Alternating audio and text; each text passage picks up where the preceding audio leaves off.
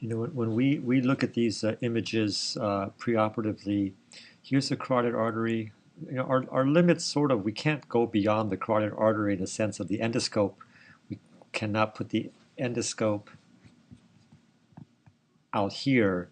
So when lesions, I mean, this lesion here is clearly has gone through the diaphragma cella because you can tell by this little notch right there that it's now spilled into the subarachnoid space. Uh, this was guaranteed that there was going to be a cerebral spinal fluid leak if we come from below in trying to remove this. And so coming up from below, our vision that we're going to see here, it's going to be very difficult to see this tumor. With angled scopes, you might have some attempt to do so, but we still thought that sometimes they do deliver down, and we proceeded with that. So again, just a little bit of orientation again. The dura has been opened. The cella dura is there reflected somewhat upward. And when we look at these, when we open the dura, I think what we're actually seeing is a very, very thin layer of normal gland, but sometimes it's just microscopic at this point, and we open up into the gland. Now, this tumor had a very nice plane. You can see the normal gland on the patient's left, and it just basically dissected right off. It's like dissecting a meningioma off the brain.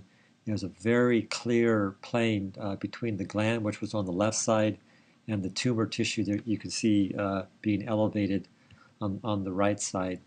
Now, we kept chasing the tumor further and further more superiorly, and here you can see tumor, and the small arrows denote the diaphragma cella. You can see there's basically a huge hole, and this is where the tumor had gone through, and now we know that on the other side of that is going to be the optic nerve. So there was the left optic nerve behind that tumor.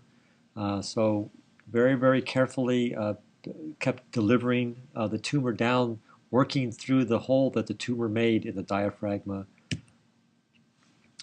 Moving further towards the right, there's the optic chiasm, elevating the tumor off the optic chiasm.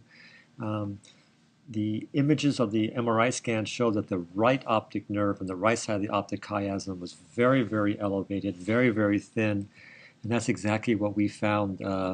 It was just very thin and very difficult to remove the tumor. We literally had to dissect the tumor off the optic nerve very carefully because it was just wrapped around that. You can see it's below it and above the optic nerve. But when we were finished, there's the whole optic nerve, the chiasm.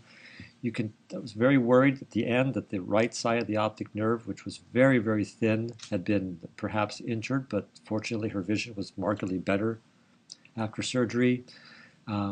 We were staring at this. This is an angled scope, a 30-degree angle scope looking up. And here's the postoperative imaging, which you'll see, but I think the lamina terminalis and the third ventricle sort of just prolapse down, and that's what we're looking at. The anterior cerebrals are likely going to be behind here, still a bit hidden, but this is what we found during the operation.